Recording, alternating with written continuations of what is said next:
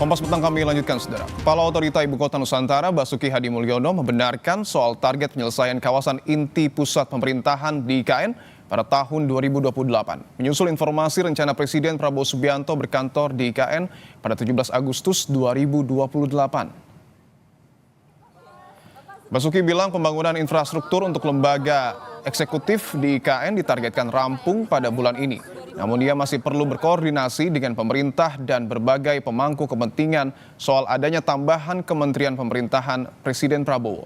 Sementara untuk pembangunan ekosistem serta infrastruktur legislatif dan yudikatif akan dimulai pada tahun 2025 dan diproyeksikan rampung pada tahun 2027. Basuki juga bicara kemungkinan aparatur sipil negara akan pindah ke IKN mulai April 2025 atau setelah Idul Fitri.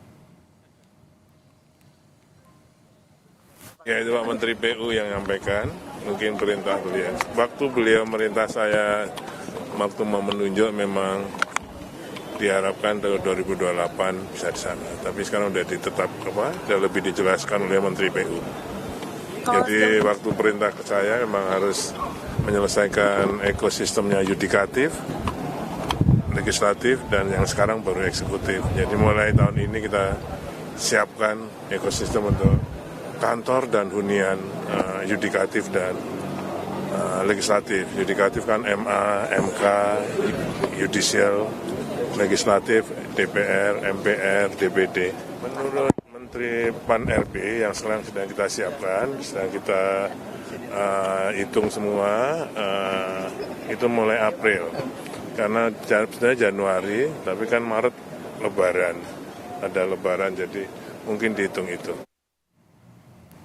Sementara itu, Saudara, Kepala Komunikasi Kepresidenan Hasan Nasbi angkat bicara soal rencana Presiden Prabowo Subianto berkantor di IKN per 17 Agustus 2028.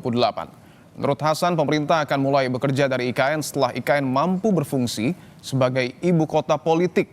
Melalui pesan singkat kepada Kompas TV, Hasan bilang fungsi IKN sebagai ibu kota politik dapat berjalan setelah berdirinya kantor pemerintahan, parlemen, dan lembaga yudikatif. Dengan pembangunan yang terus dilakukan, IKN ditargetkan bisa menjadi ibu kota politik pada 2028 atau paling lambat 2029.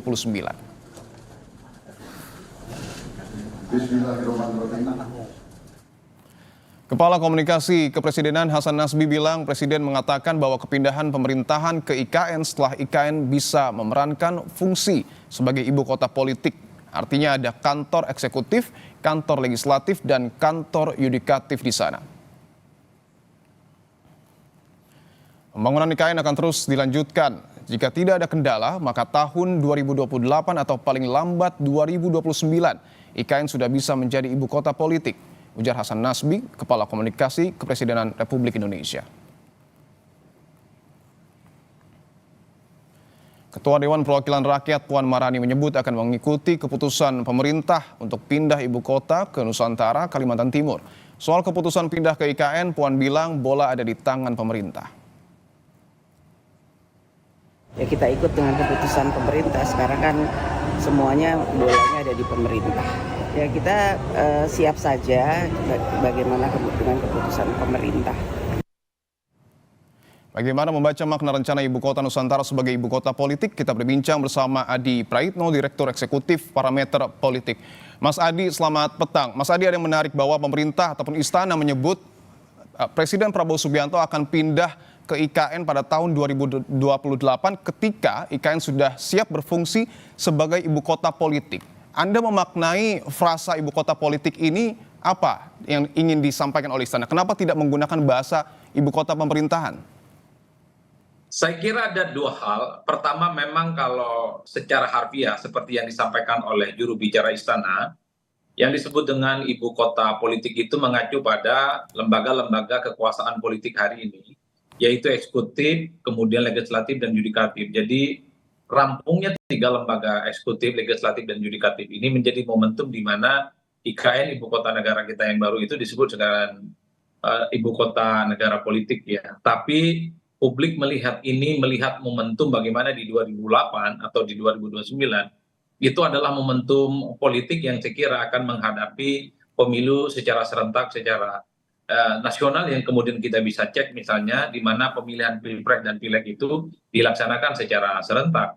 Oleh karena itu, ketika misalnya lembaga-lembaga eksekutif, yudikatif, dan legislatif pindah di IKN, itu artinya itu akan menyemarakkan bagaimana presiden terpilih, kemudian legislatif terpilih, termasuk yudikatif sebagai aparatur kekuasaan pemerintahan, itu juga siap untuk menjadi bagian dari kekuasaan di pemerintahan yang baru. Saya menduga justru yang menjadi perdebatan itu adalah soal diksi ibu kota politik. Bagi saya ini adalah momentum karena ke depan memang ibu kota di IKN itu akan menjadi epicentrum peradaban, menjadi epicentrum ekonomi, dan menjadi epicentrum politik. Karena kalau eksekutif dan legislatif semuanya ada di IKN, maka IKN ini akan menjadi daya tarik yang saya kira akan menghidupkan kembali denyut nadi kehidupan yang kemudian akan dimulai dari IKN. Oleh karena itu sebenarnya kalau mau jujur, ibu kota politik itu adalah satu pilihan politik yang sepertinya disengaja disebut oleh istana untuk memancing bagaimana perhatian publik ke depan bahwa Jakarta bukan lagi sebagai satu epicentrum yang kemudian selalu menjadi lokomotif dan menjadi magnet dalam kehidupan politik ataupun ekonomi. Ke depan, karena kehidupan politik itu ada di ibu kota IKN yang baru, saya kira hal-hal yang terkait dengan sosial, kebudayaan, termasuk dengan epicentrum hukum, semuanya akan pindah dari IKN. Jadi di situ sebenarnya konteksnya, Mas, soal ibu kota politik yang kemudian dihembuskan beberapa hari ini. Baik, target Presiden Prabowo berkantor di IKN ini kan pada tahun 2028.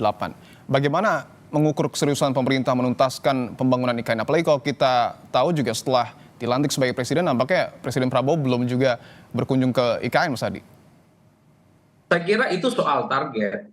Kalau saya membaca itu adalah target optimis di mana pemerintah akan pindah ke ibu kota negara paling cepat 2028 atau paling lambat 2029. Karena memang pada saat yang bersamaan ada program-program strategis yang lain yang sepertinya ingin ditarget oleh pemerintah, terutama memberikan makan gizi gratis ya kepada anak-anak bangsa kita sehingga menjadi anak-anak yang cerdas dan kemudian terhindar dari stunting. Oleh karena itu kalau saya membaca ini sangat tergantung bagaimana postur anggaran yang cukup tersedia.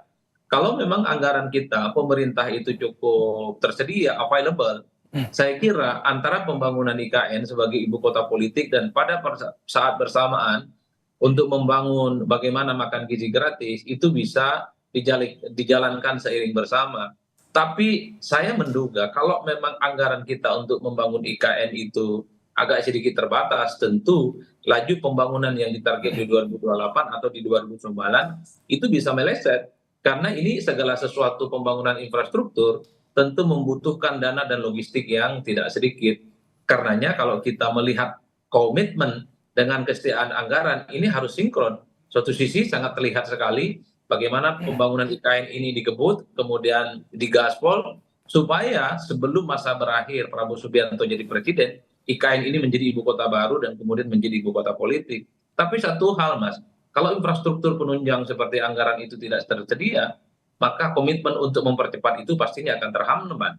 Karena pada saat yang bersamaan tentu memasuki tahun politik 2029, Prabowo juga ingin menunjukkan kepada publik bahwa program makan gizi gratis ada legasi Prabowo yang kemudian itu bisa dinikmati dan bisa dijadikan sebagai insentif bahwa Prabowo adalah presiden yang berpihak kepada rakyat, mempersiapkan generasi bangsa dengan makanan gizi bergratis sehingga lahirlah SDM yang kemudian siap untuk membuat Indonesia itu lompat jauh menjadi negara yang kemudian terbebas dari kutukan middle income trap itu.